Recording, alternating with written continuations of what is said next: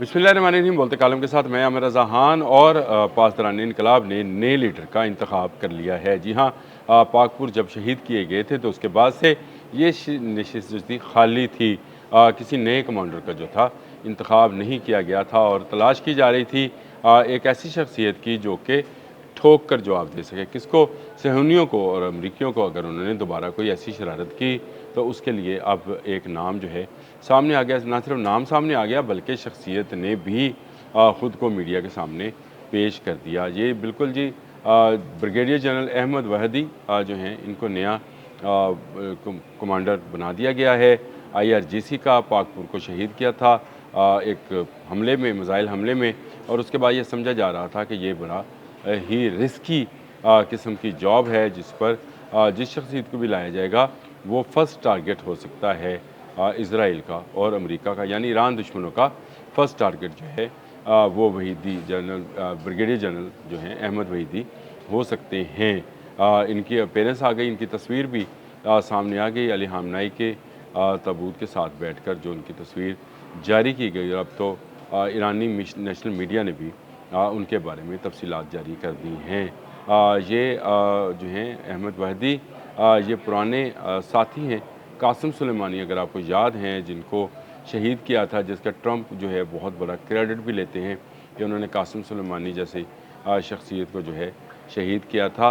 इनके करीबी साथियों में शामिल हैं। डिप्टी कमांडर ये रहे हैं। इनको अली खामनई ने ही डिप्टी कमांडर पासदारान इनकलाब का ओहदा दिया था। 1988 में ये पासदारान में शामिल हुए और उसके बाद जितनी मुहिमात थी उनमें इन्होंने हिस्सा लिया था। ये सियासत में भी रहे और अहमदीनेजाद के डिफेंस मिनिस्टर की हैसियत से भी जो हैं फ़राइज़ सर अंजाम देते रहे। यानी इनका सियासत में भी है। जो इस वक्त ईरान में क्लर्जी यानी जो उलमा इकराम की हुकूमत है उसके बेहतरीन सपोर्टर रहे हैं। ईरानी मीडिया में मौजूद सीनियर सहाफ़ी जो हैं इनके आने को पासदारान इनकलाब के लिए एक बड़ा जो है वाक़या या बड़ा एक जो है वो समझ रहे हैं कि इससे उनका मोराल बूस्टिंग होगी, क्योंकि ये एक जंगजू किस्म की शख्सियत रखते हैं। इनकी ज़िंदगी 1988 से लेकर आज 2026 तक इसी तरह से गुज़री है और एक वक्त के लिए भी इन्होंने कभी किसी मीटिंग के अंदर अमेरिका या सुन्नियों के सामने सरनगू होने की बात नहीं की, हमेशा सर उठाकर बात की। अब भी सबसे पहली अपीयरेंस जो पासदारान इनकलाब की तरफ से इमाम अली हामनई के ताबूत के साथ हुई, वो इन्हीं अहमदी की थी जिनको जो है ये नया ओहदा दिया गया है। ये एक बड़ी शख्सियत का पासदारान इनकलाब को कमांड करना इस बात का सबूत है कि अब ईरान किसी सूरत भी इसराइल और अमेरिका के सामने नहीं झुकेगा। जब मुआहदा होने जा रहा है तो ईरान अपनी शराइत पर जो है वो इन मुआहदे पर दस्तखत करेगा और इसके साथ साथ आपने हम्मस को भी अपनी शराइत पर ही खोले और बंद करेगा और वहाँ से गुजरने वाले तमाम जहाज़ जो हैं पासदारान से या पासदारान नेवी से कहना चाहिए इजाज़त लेकर ही गुजर सकेंगे। और ऐसे वक्त में जब इतने बड़े मुआहदे पर दस्तखत होने जा रहे हैं जिसका 60 दिन की जो है डेडलाइन थी, जिसमें से इस वक्त तक तो तकरीबन 20-22 दिन 17 को हुआ था जी और आज 3 है, तो आज 16 दिन तो 17 दिन तो गुजर गए। तो इसका मतलब है कि बाकी जो दिन हैं तेज़ी के साथ गुजर रहे हैं और उसमें अहमदी वादी जैसे जो हैं लीडर का आना ज़रूर जो है ईरानी पासदारान इनकलाब को मज़ीद मजबूत करेगा, क्योंकि एक बड़ा चैलेंज दरपेश है। इससे आगे भी इसराइल लेबनान और शाम पर जंग मुसल्लत कर चुका है। ईरान के मिसाइल प्रोग्राम और ईरान के एटमी प्रोग्राम को रोल बैक करने की बातें की जा रही हैं। ईरान पर दोबारा हमलों की बात इसराइली जो डिफेंस मिनिस्टर हैं वो कर रहे हैं। खुद नेतन्याहू ने चैनल 14 को इंटरव्यू देते हुए कहा कि तीसरा हमला भी किया जा सकता है, यानी तीसरी एयर स्ट्राइक्स भी की जा सकती है और उन्होंने इसको थर्ड वर्ल्ड वार भी कहा है। शायद उन्होंने इसलिए कहा है क्योंकि इसका ईरान ने ऐसा जवाब देना है कि क़यामत जो है वो सरों पर नाचा करेगी सुन्नियों के और इसराइलियों के, इसलिए उन्होंने कहा कि ये थर्ड वर्ल्ड वार भी होगी।